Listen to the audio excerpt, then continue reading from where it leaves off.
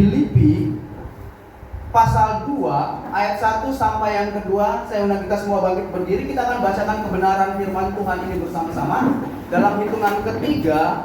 Demikian firman Tuhan, 1, 2, 3. Jadi karena dalam Kristus ada nasihat, ada penghiburan, ada kasih, ada bukan roh, ada kasih dan belas kasih. Karena itu sempurnakanlah sukacitaku dengan ini. Hendaklah kamu sehati, sepikir, dalam satu kasih, satu jiwa, satu tujuan. Jemaat Tuhan, silakan duduk Bapak Ibu Saudara yang diberkati oleh Tuhan. Ini nasihat yang Rasul Paulus sampaikan kepada jemaat yang ada di Filipi.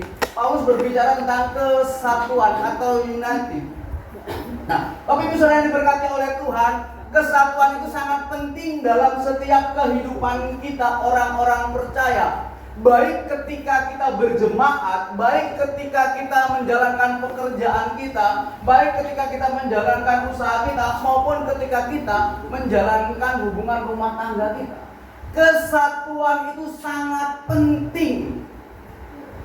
Itu harus ada dalam setiap kehidupan kita. Berbicara tentang kesatuan, ini juga berbicara tentang Tritunggal Allah. Allah kita adalah Allah yang satu dengan 3 pribadi. Allah Bapa, Allah Putra, Allah Anak, dan Allah Roh. Jadi Allah sendiri itu sudah mengajarkan tentang kesatuan dalam setiap kehidupan kita orang-orang percaya. Kita akan belajar pengertian tentang kesatuan. Kalau secara umum, kesatuan adalah keadaan di mana orang-orang atau bagian yang berbeda bersatu menjadi satu kesatuan yang utuh, harmonis, dan tidak terpecah.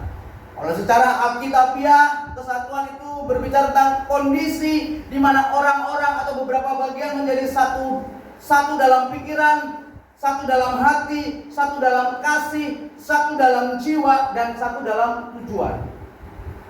Nah, yang harus kita perhatikan, Bapak Ibu Saudara, sadarilah kita berbeda. Katakan samping kanan kirimu, kita berbeda. Kita beda. Kita beda, saudara.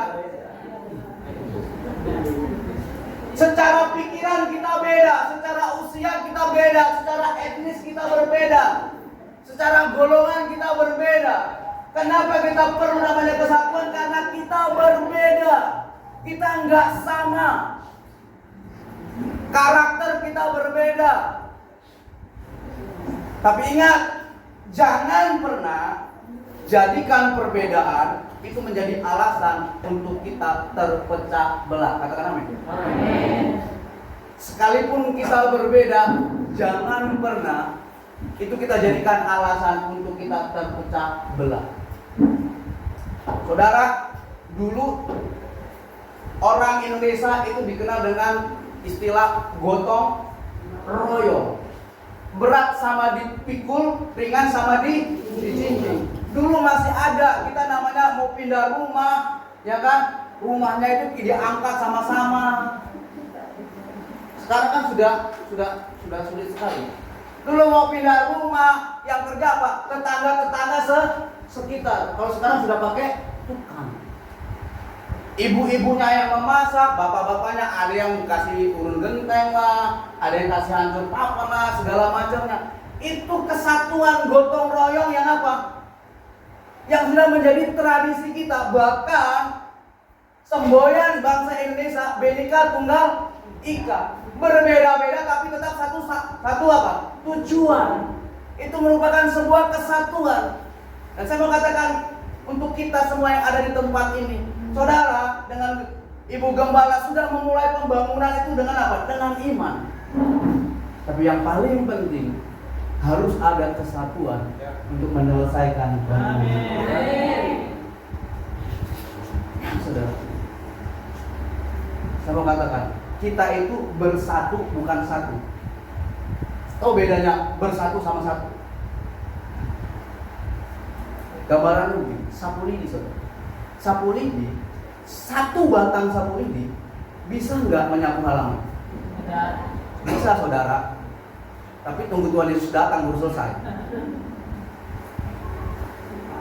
Tapi satu-satu ini ya, satu-satu digabungin, diikat untuk menyapu halaman. Tuhan yang sebelum datang saja sudah selesai. Artinya apa saudara? Kita perlu namanya kerjasama. Kita ini bersatu, bukan satu. Saudara harus mengikat satu sama lain. Hilangkan setiap perbedaan yang menjadi perpecahan. Jangan sampai kita lupa akan apa? Akan tujuan kita.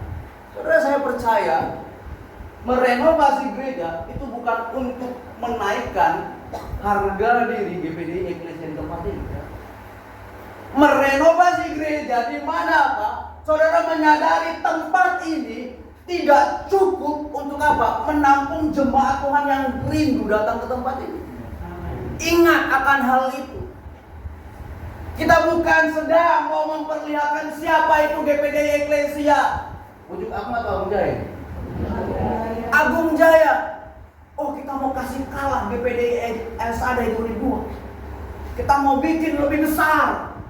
Kita mau di tulang bawang GPDI yang paling besar adalah GPDI Eklesia. Enggak, saudara. Saya yakin dan percaya pikiran itu tidak akan pernah ada dalam kehidupan yang umat. Bahkan dalam kehidupan majelis-majelis yang ada. Makanya saya mau katakan kepada kita semua yang ada di tempat ini. Kenapa? Alasan kenapa kita harus bersatu. Kita buka di dalam Efesus 2 ayat 19 dikatakan begini. Efesus 2 ayat 19. Demikianlah kamu bukan lagi orang asing dan pendatang, melainkan kawan sewarga dari orang-orang kudus dan anggota-anggota keluarga Allah.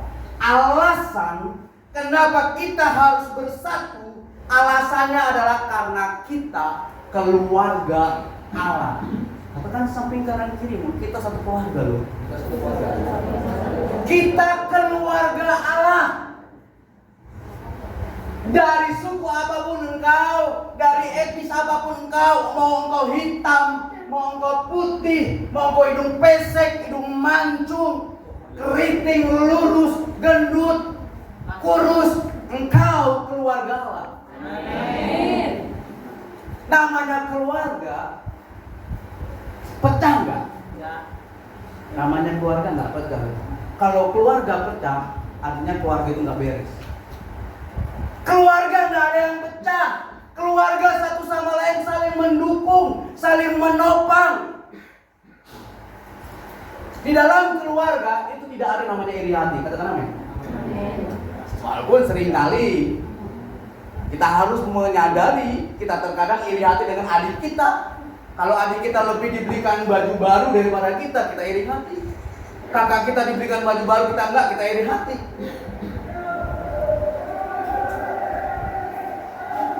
Jadi sadarilah kita keluarga yang harus saling mendukung satu sama lain, yang harus saling menopang satu sama lain. Saudara, saya mau katakan gereja ini tidak akan pernah selesai kalau saudara mengharapkan majelis ibu gembala. Tidak akan terjadi. Lihat mereka, usia mereka sudah tua-tua. Mau mengharapkan mereka untuk menyelesaikan bangunan ini. Kita, firman Tuhan katakan, kita yang kuat itu menopang yang lemah. Kita yang kaya itu membantu yang miskin. Itu kesatuan. Jadi harus kita perhatikan ini, kita keluarga. Keluarga yang benar itu keluarga yang bersatu. Keluarga yang tidak ada iri hati, tidak ada cemburu. Itu keluarga yang benar. Berikut, apa yang akan dihasilkan ketika kita bersatu? Bersatu itu menciptakan keharmonisan. Bersatu itu menciptakan kekuatan yang lebih besar. Bersatu itu membuat pekerjaan menjadi ringan atau mudah. Dan bersatu itu menghasilkan keberhasilan. Saudara mau berhasil? Ketika saudara mau berhasil dalam hubungan keluarga saudara, suami istri itu harus bersatu. Suami istri kalau nggak bersatu dalam mendidik anak, anaknya nggak akan berhasil. Saudara. Kan ada namanya ketika ibu memarahi anak, bapaknya marahin ibunya. Begitu juga sebaliknya. Yang kita perhatikan, semua orang mau berhasil dalam apapun juga, tapi tidak semua orang mau bersatu. Apalagi ketika dia merasa diri kuat, merasa diri mampu, merasa diri hebat.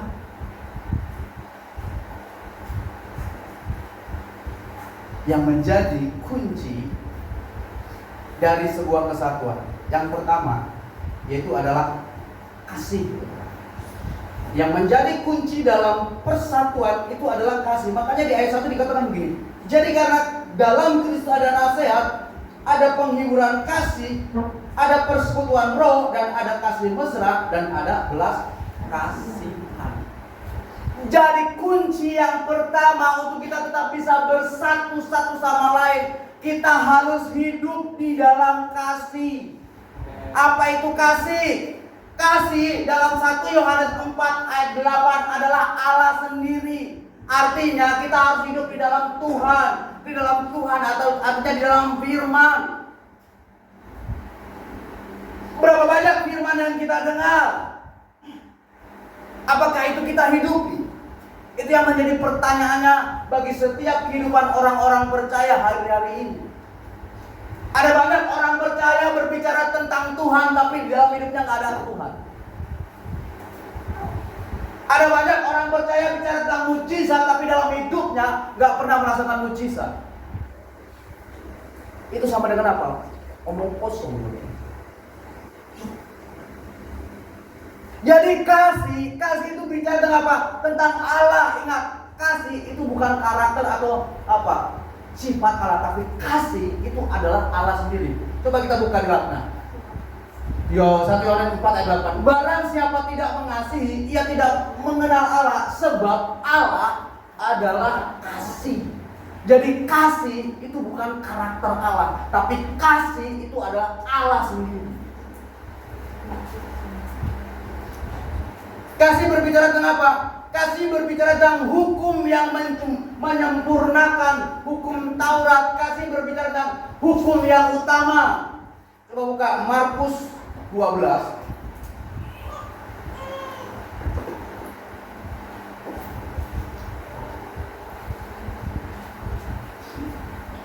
Ayat 28 sampai dengan 31 dikatakan begini.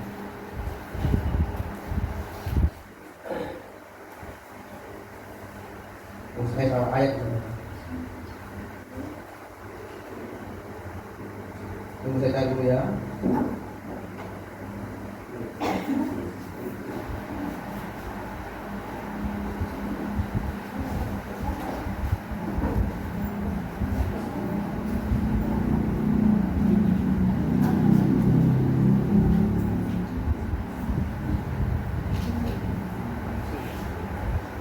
Oh ya betul. Ayat 28 sampai 31 dikatakan begini. Lalu seorang ahli Taurat yang mendengar Yesus dan orang-orang Saduki bersoal jawab dan tahu bahwa Yesus memberi jawab yang tepat kepada orang-orang itu, datang kepadanya dan bertanya, hukum mana yang paling utama? Jawab Yesus, hukum yang terutama ialah dengarlah, hai orang Israel, Tuhan Allah kita, Tuhan itu Esa. Kasihilah Tuhan Allahmu dengan segenap hatimu, dengan segenap jiwamu, dengan segenap akal budimu, dan dengan segenap kekuatanmu. Dan hukum yang kedua ialah kasihilah sama manusia seperti dirimu sendiri. Tidak ada hukum lain yang lebih utama daripada kedua hukum. 10 hukum Taurat, atau lebih banyaknya 500 lebih hukum Taurat itu disempurnakan Yesus dalam 2 hukum, yaitu hukum kasih. Kasih kita kepada Tuhan dan kasih kita kepada sesama. Itulah simbol dari salib. Kasih itu adalah yang utama. Makanya Rasul Paulus katakan, ketika engkau bisa bernubuat, bisa berkata-kata dalam bahasa roh, bisa menafsirkan bahasa roh, bisa melakukan segala sesuatu, kalau dalam hidupmu tidak ada kasih, engkau sama seperti apa? Bom. yang kosong. Jadi dalam hidup kita Bapak Ibu Saudara, itu harus ada namanya kasih. Dalam 1 Petrus 4 ayat 8. Kenapa kasih?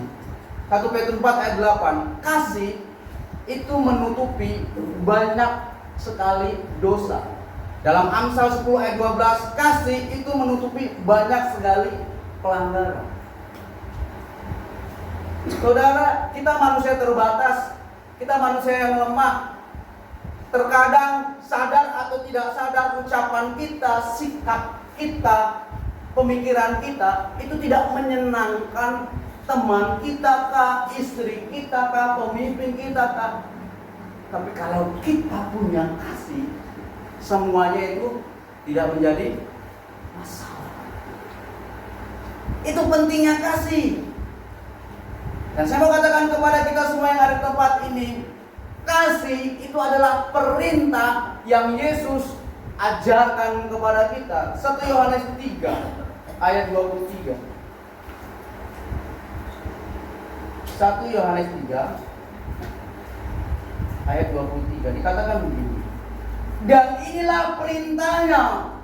Perintah siapa? Perintah Yesus, perintah Tuhan. Perintahnya apa? Supaya kita percaya akan nama Yesus Kristus anaknya, dan supaya kita saling mengasihi sesuai dengan perintah yang diberikan Kristus kepada kita. Jadi mengasihi itu perintah Kristus. Mengasihi bukan perintah gembala.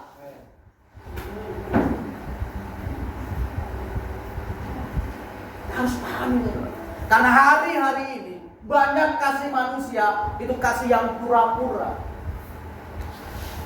Di depan kita dia tersenyum, ramah, tapi di belakang kita dia menceritakan tentang itu. Makanya firman Tuhan dalam 2 Timotius 1, 2 Timotius 3 ayat 1 sampai dengan 5, itu keadaan manusia di akhir zaman. Manusia sudah kehilangan kasih. Saya mau katakan kepada kita semua yang ada di tempat ini, engkau boleh berhasil, engkau boleh kaya, engkau boleh sukses, engkau boleh mendapatkan apapun, tapi ingat, jangan pernah hilangkan kasih di dalam hidup. Karena tanpa kasih, firman Tuhan katakan kita nggak ada artinya. Jadi mari, untuk kita bisa bersatu, kita hidup dalam kasih. Jangan sampai kita menjadi jemaat yang ada di Efesus. Jemaat yang ada di Efesus. Tuhan katakan apa? Tuhan tegur jemaat yang ada di Efesus. Kenapa? Jemaat yang ada di Efesus kehilangan kasih mereka. Jemaat yang ada di Efesus bukan jemaat yang biasa, saudara. Coba kita perhatikan Wahyu.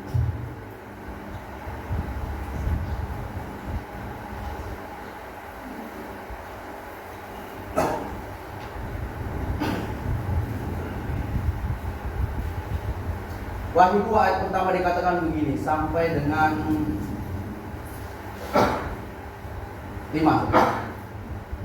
Tuliskanlah kepada malaikat jemaat di Efesus, inilah firman dari Dia yang memegang ketujuh bintang itu di tangan kanannya dan berjalan di antara ketujuh kaki dia emas. Aku tahu segala pekerjaanmu, baik jerih payahmu maupun ketekunanmu. Aku tahu bahwa engkau tidak sabar terhadap orang-orang jahat. Luar biasa ini. Bahwa engkau telah mencobai mereka dengan menyebut dirinya rasul, tetapi yang sebenarnya tidak demikian. Bahwa engkau telah mendapati mereka pendusta, dan engkau tetap sabar dan menderita karena namaku. Mereka jemaat yang ada di Efesus, mereka menderita karena nama Tuhan, dan mereka tidak mengenal namanya lelah. Perhatikan ayat 4. Namun demikian aku mencela engkau, karena engkau telah meninggalkan kasihmu yang semula. Sebab itu ingatlah betapa dalamnya engkau telah jatuh. Bertobatlah dan lakukan lagi apa yang semula engkau lakukan. Jika tidak demikian, aku akan datang kepadamu dan akan mengambil kaki dianmu dari tempatmu jika engkau tidak bertobat. Cek dalam kehidupan kita. Masihkah ada kebencian dalam hidup kita? Mungkin untuk istri, untuk suami, untuk rekan kerjamu, untuk bosmu, untuk orang tuamu, untuk anakmu.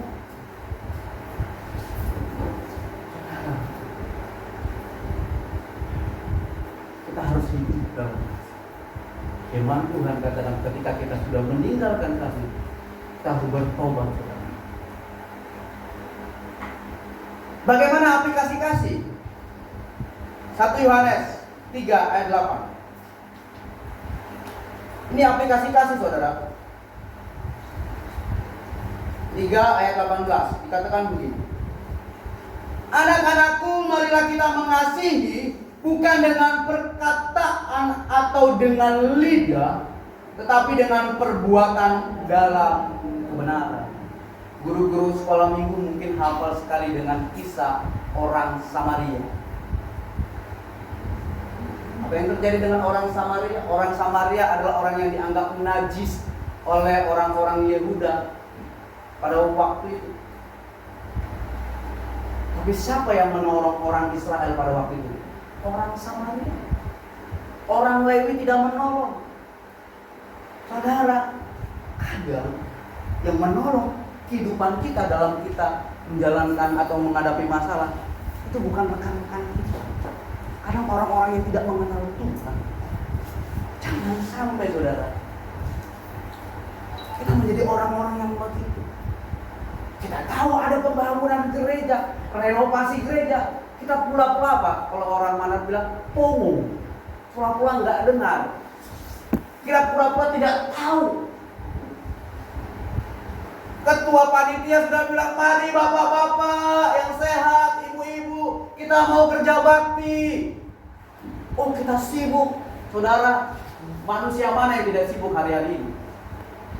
Sedangkan anak saya aja yang kecil aja sibuk berjalan ke sana kemari.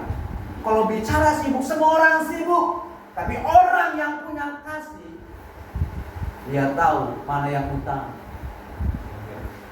Dia tahu bagaimana menempatkan diri. Semua orang punya kesibukan, semua orang punya kebutuhan, keperluan. Tapi dia tahu mana yang utama. Ini pekerjaan Tuhan. Ingat, berkatmu itu dari Tuhan.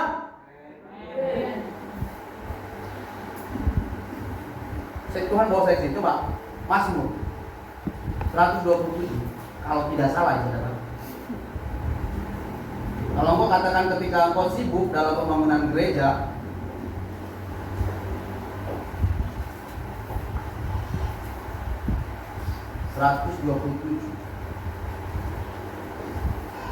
yakin.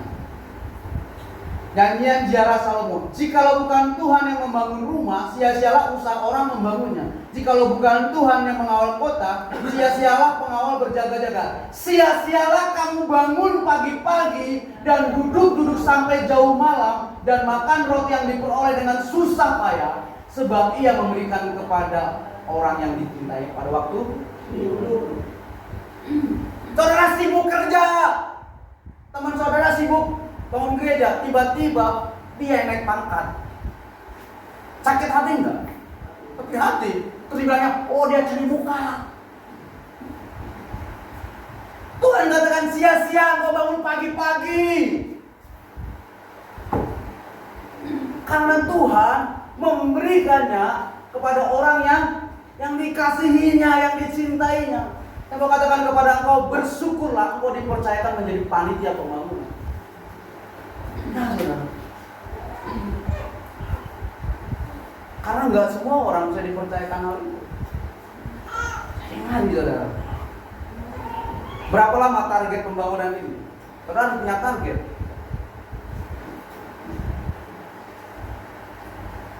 Kita serahkan semua kepada Tuhan. Yang berikut,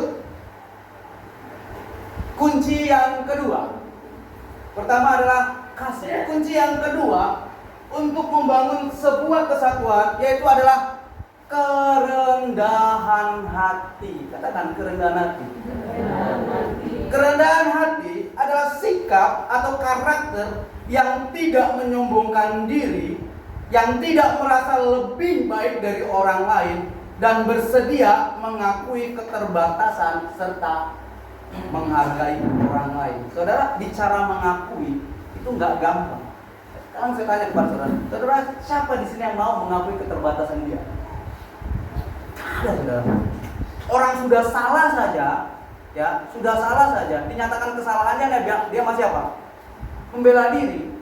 Itulah koruptor itu. Kan sudah tahu salah kok, sudah ada barang bukti kok, sudah salah dia salah, tapi masih apa? Masih sewa pengacara untuk apa? Membela diri.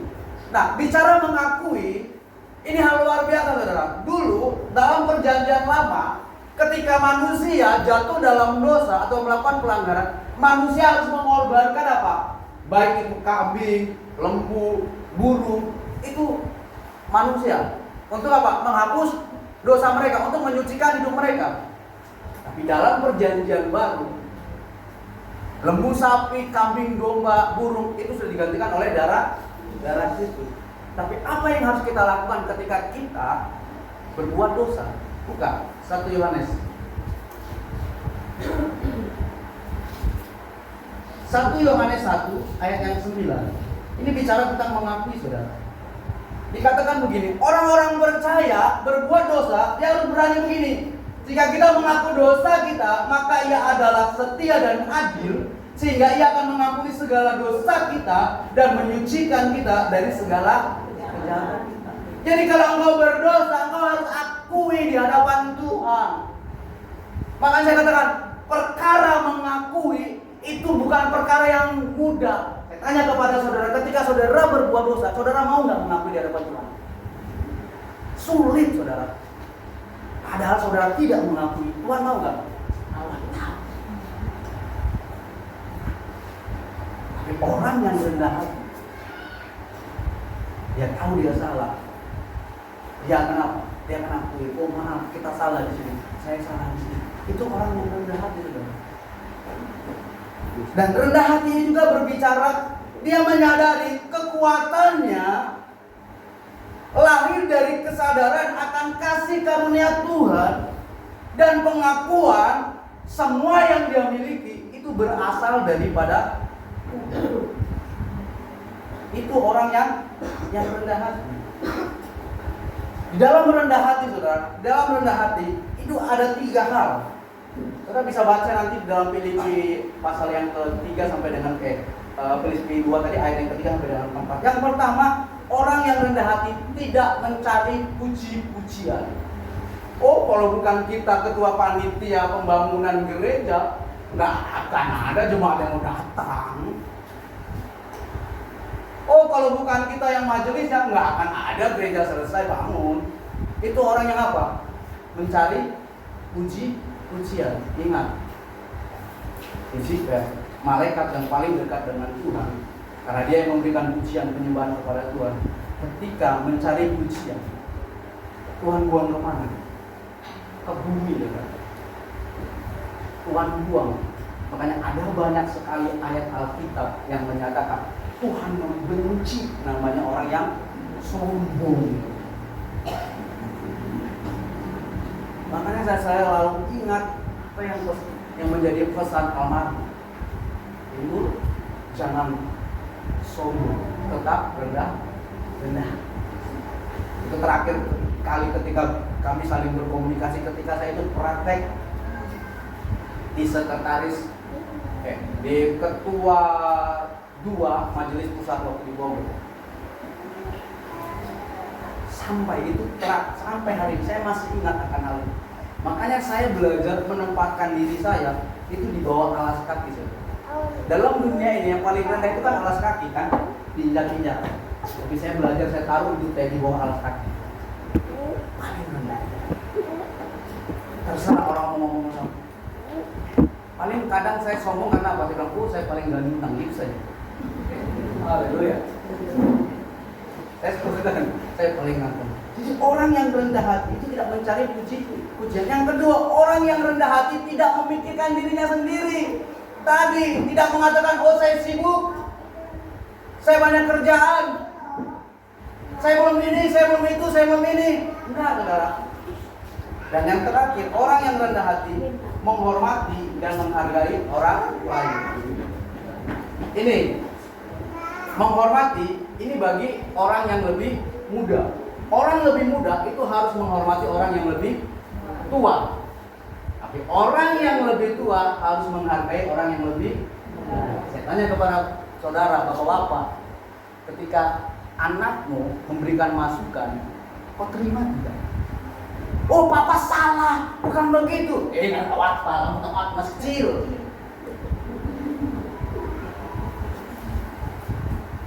Bapak ini loh, sudah banyak makan garam kehidupan.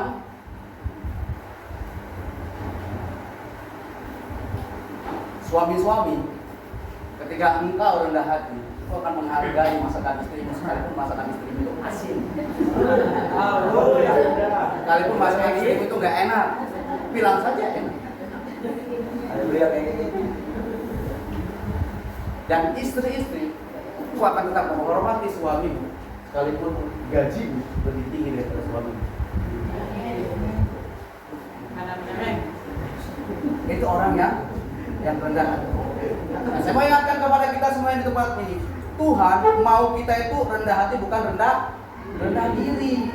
Karena banyak hari-hari ini orang-orang percaya itu rendah diri.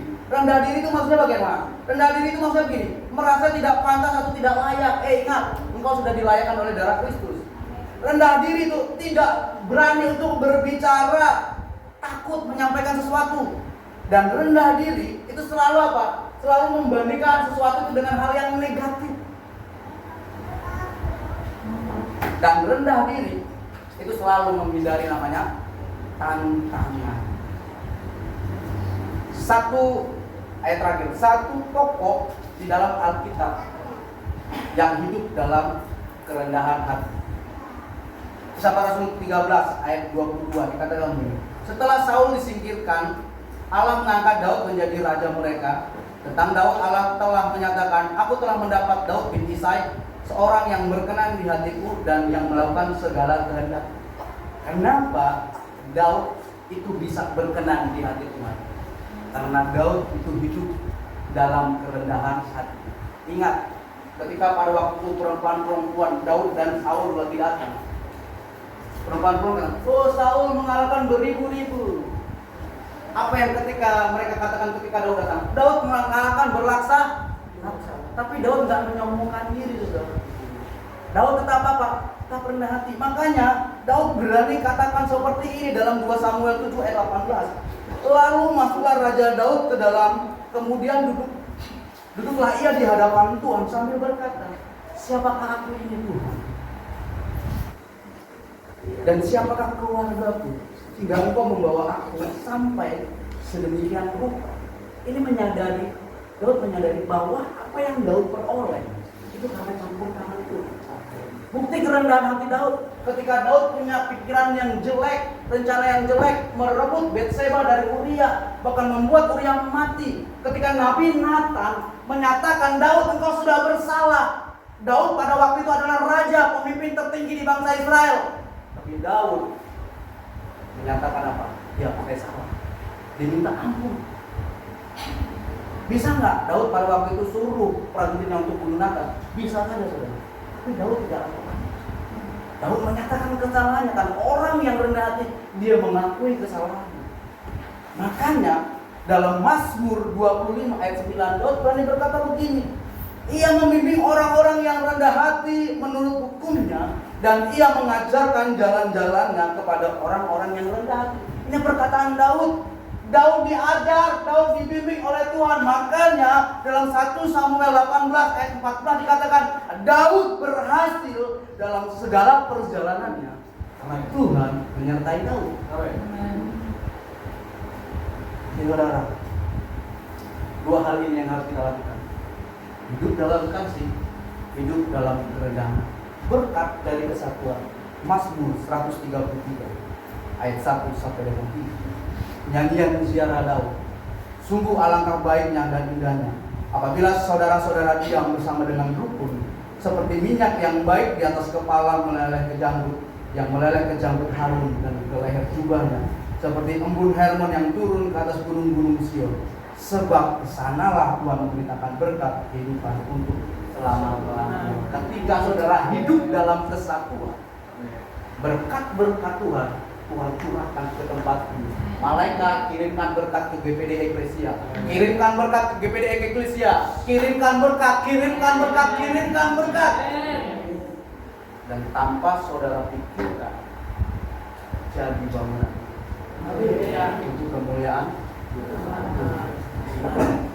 Dan saya mau katakan kepada kita jangan hanya bersatu dengan manusia, saudara, tapi kita juga harus bersatu dengan Tuhan. Karena Tuhan itu yang menjadi sumber dalam hidup. Amin. Kebenaran Tuhan. Tundukkan.